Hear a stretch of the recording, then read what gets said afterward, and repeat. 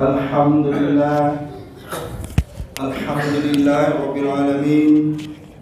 Wassalatu wassalamu ala asrafil anbiya'i wal mursalin wa ala alihi wa sahbihi ajma'in.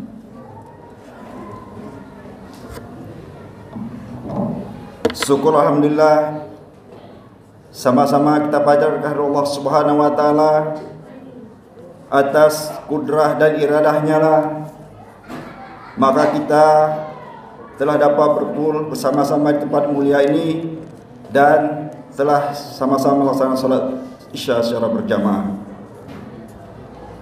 Selawat serta beriring salam semoga Allah sanjung-sanjikan ke pangkuan alam Nabi besar Muhammad sallallahu alaihi wasallam. Bapak-bapak, ibu-ibu, sidang jamaah salat Isya dan tarawih yang dirahmati Allah. Sebelum kita masuki tausiah agama, panitia Ramadan ingin menyampaikan beberapa hal sebagai berikut.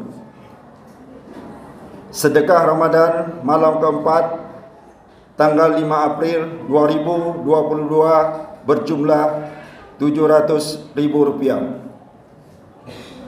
Total sedekah dari malam pertama hingga malam ini berjumlah Rp2.250.000. Adapun sebagai penceramah Ramadan malam ini, insyaAllah akan disampaikan oleh Tengku Haji Rizwan Haji Ali. Kepada beliau, waktu dan tempat kita persilakan dengan segala hormat.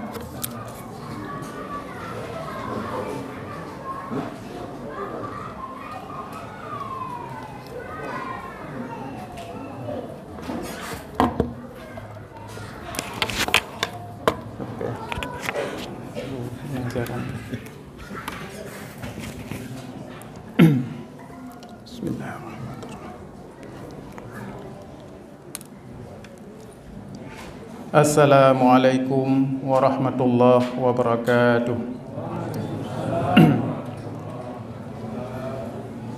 Alhamdulillah alladzi yaftatihu bihamdihi kullu risalati wa maqalah. Asyhadu an la ilaha illallah wahdahu la syarikalah wa asyhadu anna Muhammadan abduhu wa rasuluhu la nabiyya ba'dah. Allahumma salli wa sallim ala sayyidina wa maulana Muhammad wa ala alihi wa ashabihi ajma'in, amma ba'du. Rabbi israh li sadri wa yassir li amri wa hlul 'uqdatam min lisani yafqahu qawli.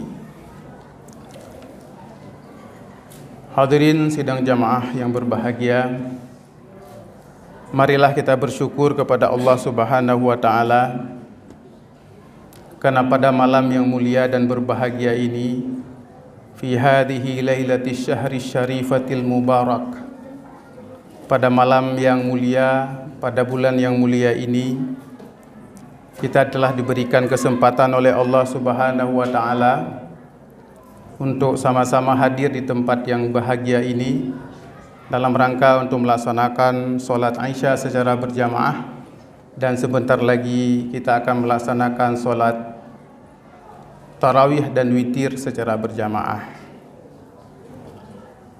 Selawat dan salam marilah sama-sama kita sampaikan kepada Rasulullah, keluarga dan sahabat beliau sekalian. Demikian juga kepada para ulama mutaqaddimin wal mutaakhirin yang kami muliakan, guru-guru kami, pengelola musalla yang mulia ini. Saya lihat di sini ada Bapak Kakanda Dr. Usama, ada Dr. Ibrahim Kamarius, dan juga para senior-senior saya yang lain. Tidak mudah bagi saya berdiri di sini dikarenakan yang saya hadapi adalah orang-orang yang saya kenal secara umum, teman minum kopi dan lain sebagainya.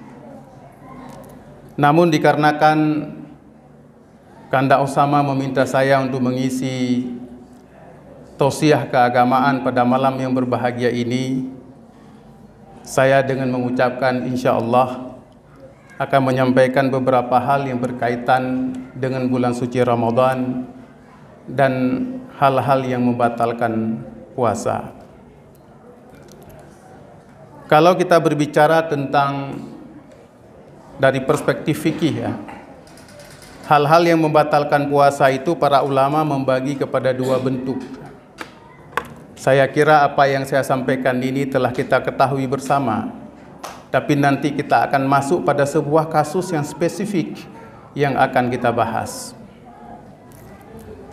Para ulama membagi hal yang disebut dengan mubtilatus siyam atau mubtilatus shaumi kepada dua bahagian. Yang pertama disebut sebagai al-muhbitat. Yang kedua disebut sebagai al-muftirat. Yang disebut dengan al-muhbitat adalah sesuatu yang dapat membatalkan pahala puasa tapi tidak membatalkan puasa. Itu disebut dengan al-muhbitat. Kalau kita melihat dalam Al-Quran, habitat a'maluhum, binasa amal mereka. Kemudian yang kedua disebut dengan al-muftirat. Al-muftirat adalah sesuatu yang dapat membatalkan diri puasa itu sendiri, yang di dalam perspektif fikih disebut sebagai al-mubtilat secara umum. Tetapi ada juga yang mengkategorikan al-mubtilat tersebut dalam dua bahagian tadi. Pada kasus al-muhbitat, sesuatu yang dapat membatalkan pahala puasa, itu sudah kita pahami bersama. Di antaranya adalah perkataan-perkataan yang mengandung ghibah, perkataan-perkataan yang mengandung dusta, sumpah palsu, dan lain sebagainya. Melihat sesuatu yang tidak boleh dilihat, membicarakan sesuatu yang lagha, mengucapkan sesuatu yang kotor, itu disebut sebagai al-muhbitat yang dapat menghancurkan as-sawab, pahala atau nilai puasa. Termasuk di dalamnya adalah ghibah. Ghibah itu adalah kita menyebutkan saudara kita, membicarakan orang lain, apakah kita kenal atau tidak kita kenal, yang apabila orang tersebut mendengar apa yang kita sampaikan, dia akan sakit hatinya. Apakah yang kita sampaikan itu sebuah kebenaran atau bukan? Itu disebut dengan ghibah. Dan kalau kita membaca kitab-kitab tasawuf, ghibah itu kemudian dibagi lagi ke dalam dua bahagian. Ada ghibah bil lisan, yaitu menyebutkan orang lain, membicarakan orang lain tentang sesuatu yang tidak disukainya. Atau ada juga yang disebut dengan al-ghibah fil qulub, ghibah yang ada di dalam hati. Ghibah di dalam hati ini tidak diucapkan, tapi dia istiqrar fil qulub, dia bertengger di dalam hati kita, kebencian-kebencian kita terhadap orang lain. Tidak pernah kita ucapkan, tetapi dalam hati kita membuncah rasa benci, membuncah berbagai pandangan-pandangan negatif yang hati kita berbicara tentang orang itu.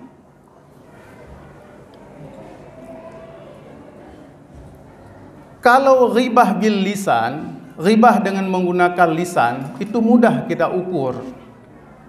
Karena dia bersifat musyahadah, dia bersifat bisa dialami, bisa dilihat. Tetapi kalau ghibah fil qulub, ghibah yang bertengger di dalam hati, itu hanya orang yang memiliki sifat ghibah itu yang tahu bahwa dalam hatinya itu tertanam sifat ghibah. Dalam bahasa lokal, dalam bahasa Aceh, ghibah ini disebut sebagai benciruman. Benciruman. Kena katanya saya kata urangnya kaicah. Kenapa itu muncul? Kenapa ekspresi fisikal ini muncul ketika kita melihat orang lain, muncul rasa marah, rasa benci dan lain sebagainya? Karena istiqrar fil qulub, karena dalam hatinya itu bertengger sifat ghibah. Imam Al-Ghazali mengatakan, sebagaimana ghibah dengan lisan berdosa, ghibah dengan hati juga berdosa. Ini jarang kita angkat. Karena kita menganggap ghibah itu kan tidak berbicara saja. Sementara hati kita boleh menyimpan kebencian, hati kita boleh menyimpan sesuatu yang negatif terhadap orang lain. Tetapi ingat, puo yang nalang hatinya akan kesut ngelidah. Hai tun. Ada ketika ada kondisi-kondisi di mana sesuatu yang tersimpan dalam hati itu akan kita angkat keluar bagaikan gunung Merapi meledakkan lahar-laharnya. Sehingga sebenarnya dasar-dasar dari ghibah itu adalah ketika kita memiliki sifat benci di dalam hati kita terhadap orang lain.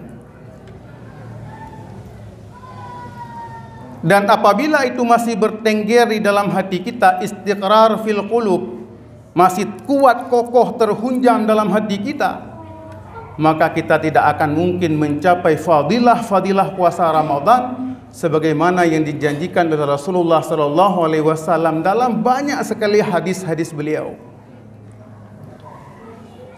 Tidak mungkin kita akan mendapatkan fadilah yang begitu besar dalam bulan Ramadan ini, akan menjadikan bulan ini sebagai maghfirah, akan menjadikan bulan ini sebagai rahmah, akan menjadikan akhir dari perjalanan bulan ini sebagai idqum minan nar, apabila kita tidak menyelesaikan berbagai persoalan yang ada dalam diri pribadi kita sendiri dengan orang lain. Dengan Allah kita bisa beristighfar. Astaghfirullahaladzim, kita meneteskan air mata di waktu malam, kita bisa beristighfar. Allah bersifat maha pengasih lagi maha penyayang. Allah bersifat maha pengampun raufur rahim. Allah bersifat al-ghaffar. Tetapi bagaimana dengan ghibah-ghibah yang telah kita tanamkan dalam hati kita, dan ghibah-ghibah yang telah kita sebar di berbagai tempat, baik dalam bentuk lisan maupun dalam bentuk media sosial. Maka apabila kita membaca kitab Ittihafu Ahlil Islam fi Khususiyatis Siyam yang ditulis oleh Imam Ibnu Hajar Al-Haytami, beliau mengatakan bahwa tidak mungkin kita takarrub kepada Allah dengan puasa-puasa yang kita lakukan, apakah puasa wajib maupun puasa-puasa sunat, apabila kita belum menyelesaikan apa-apa yang Allah haramkan kepada kita selain makan dan minum pada saat berpuasa. Kita masih toleran terhadap ghibah, kita masih toleran terhadap permusuhan, kita masih membenci umat Islam yang lain, kita masih bermasalah dengan tetangga kita, kita masih punya problem dengan anak buah kita di tempat kita bekerja, kita masih menyimpan kebencian-kebencian terus-menerus dalam hati kita. Tidak mungkin kita akan mencapai kondisi-kondisi yang sangat prima yang dijanjikan oleh hadis-hadis Rasulullah dalam bulan Ramadan ini. Hadirin sidang jamaah yang berbahagia, itu baru ghibah. Bayangkan apabila kita kumpulkan kesalahan-kesalahan kita yang lain, maka itu akan menjadi al-muhbitat, akan menjadi penghancur nilai-nilai dan kualitas ibadah puasa kita. Yang kedua adalah al-muftirat, sesuatu yang membatalkan puasa. Secara fisik kita bisa mengukur puasa kita dari semenjak keluarnya fajar. Katakanlah kita mengambil waktu-waktu imsak hingga kemudian waktu berbuka. Kita bisa melihat, kita bisa menahan diri kita dari sesuatu yang datangnya dari luar untuk masuk ke dalam tubuh kita, kita bisa tangani. Hana mungkin nyokan tua tetaya jeb iya kecuali hana ada puasa. Hana mungkin katanya kemudian tayak pajuhu dan lain sebagainya. Tidak mungkin melakukan hubungan suami istri karena itu kita jaga betul karena dosanya sangat besar. dan ada kafarah yang harus kita bayar. Tetapi ada hal-hal yang muftirat, yang membatalkan itu yang terjadi di dalam tubuh kita sendiri, yang apabila kita tidak kelola, dia akan membatalkan puasa. Contoh, dalam pembahasan fiqih ada yang disebut dengan an-nukhamah atau bulgham. An-nukhamah atau bulgham adalah lendir yang keluar dari tubuh kita dan dalam mulut kita, yang disebut dengan maaf dahak.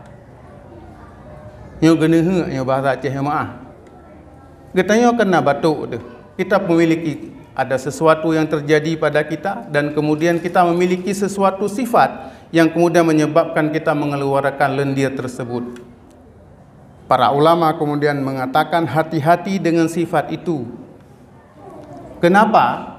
Karena apabila lendir tersebut atau dahak tersebut tertelan oleh kita, sementara dia sudah berada dalam mulut kita, maka itu dapat membatalkan puasa. Dengan dua syarat. Yang pertama, apabila dahak tersebut sudah sampai kepada makhraj kha atau makhraj ha. Nanti makhraj ha. Di luar bawah ujung kerongkongan. Apabila teruk dahak bagi tanya, apakah dasarnya dari hidung atau dasarnya dari dalam? Batuk tu. Khub batuk. Ketika batuk kemudian posisi dahak katanya akan berada di dalam mulut atau di atas kerongkongan. Ya kan? Nyampu tak lakukan. Di atas, sudah di luar kerongkongan. Apa yang bisa kita lakukan? Yang biasa kita buat. Tamu lo. Nyo terus terang aja. Pulau menteri langkawar rame, kup ranti yang katanya.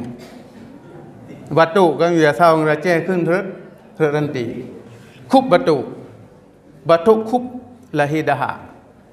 Kemudian langkawar rame, apa yang kita lakukan? Tulak dalam lo. Tulak dalam kan? Itu dapat membatalkan puasa. Menanti apabila lendir tersebut berasal dari kepala, menelang hidung, kemudian kena biasa hati terang gede labah. Nyan hot abah, tak tulak hati dalam. Itu dapat membatalkan puasa. Tetapi apabila posisinya itu di bawah makhraj ha atau makhraj kha, dalam kerongkongan di dalam, hanya mungkin tak tarik ulua, maka itu boleh ditarik ke dalam. Itu tidak membatalkan puasa. Tetapi apabila dia sudah berada pada posisi nukhamah, itu pada posisi di dalam mulut kita, di atas makhraj kha atau makhraj ha, maka itu sudah dianggap merupakan bahagian luar dari batin kita, maka apabila kita tolak ke dalam, itu batal puasa. Ya, jadi ini Haji Malay tu kap batuk tu yang berarti minta tempat aja untuk menyelamatkan puasa yang sudah kita rawat dari semenjak pagi. Biasa babak 16 watih kamu mulai batuk katanya. Maka pada saat itu maka hati-hati. Yang dengan nukhamah atau bulgham.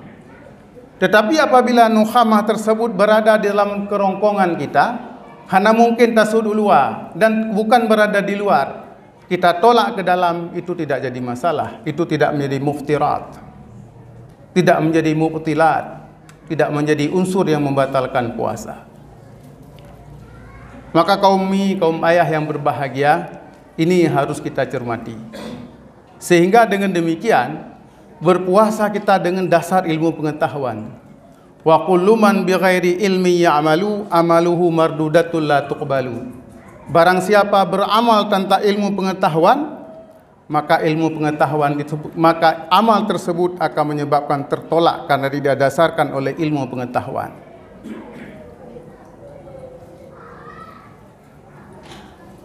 Ya. Laweknya dep nala karela puasa. Dep nala karela puasa. Karena kita tidak membicarakan hal-hal yang detil, termasuk ludah.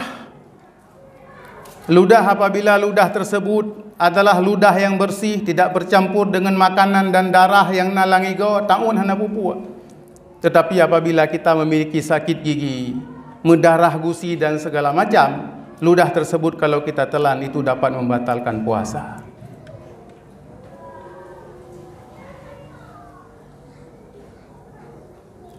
Lagi geneh bunuh ti, lagi dukhamah bunuh ti. Karena dianggap itu makan dan minum. Walaupun yang tapajuhnya atau yang tajibnya sesuatu yang berasal dari dalam tubuh kitanya, tapi itu sudah dianggap ain, sesuatu benda yang bisa kita buang. Berbeda dengan ludah. Apa bedanya ludah dengan nukhamah? Kalau ludah tersebut merupakan liur yang diproduksi secara otomatis oleh mulut kita, tidak bisa kita hindari, maka di situ dimaafkan. Kita bisa menelan ludah itu terus menerus selama ludah tersebut belum kita keluarkan dari mulut kita. Tapi ludah yang kali tak pedubit luar, terculok lamu dalam yang batal puasa.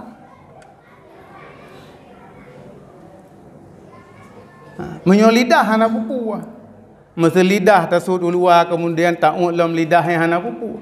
Walaupun di lidah tersebut basah dengan ludah.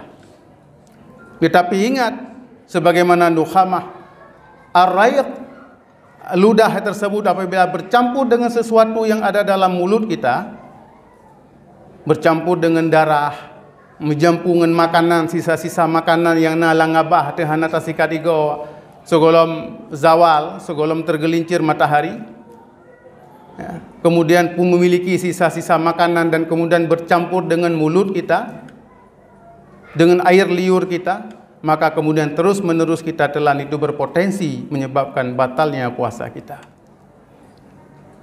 Maka ketika ego sunat, laula an asyukka ala ummati la amartuhum bisiwak.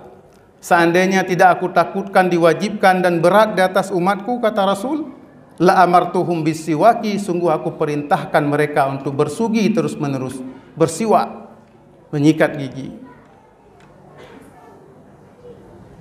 Hadirin sidang jamaah yang berbahagia yang dirahmati Allah Subhanahu wa taala. Inilah dua bahagian dari al-mubtilat yang kita bahas pada malam ini. Mudah-mudahan dengan pengetahuan kita pada malam ini, dengan pengetahuan saya yang terbatas tentang persoalan ini, memiliki nilai manfaat kepada kita semua. Kita bisa menyelamatkan ibadah puasa kita dari ghibah, baik ghibah bil lisan maupun ghibah bil qulub, ghibah dalam hati kita. Demikian juga kita bisa menyelamatkan puasa kita dari unsur-unsur fisik yang terjadi diproduksi oleh tubuh kita sendiri. Sehingga selama beberapa jam dari jam semenjak imsak kita berpuasa hingga ke waktu berbuka puasa, puasa kita selamat, menjadi nilai ibadah di sisi Allah Subhanahu wa ta'ala. Demikian yang dapat saya sampaikan, lebih kurang saya mohon maaf. Aqulu qawli hadza wa astaghfirullahu li wa lakum, wallahul muwafiq ila aqwamit tariq. Wassalamu alaikum warahmatullahi wabarakatuh.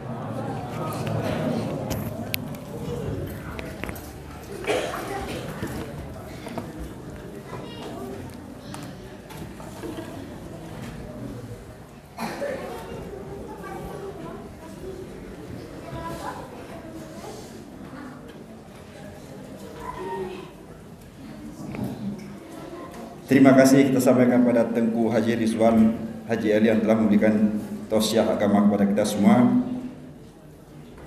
Dan juga insyaAllah besok subuh beliau juga akan mengajukan tausiah agama kepada kita semua.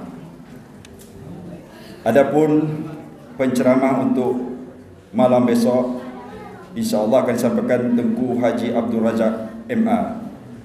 Baiklah, mari kita melaksanakan salat tarawih dan witir yang akan diimami oleh Tengku Samah. Sedangkan bila tarawih kita mintakan kesediaan Tengku Sabri.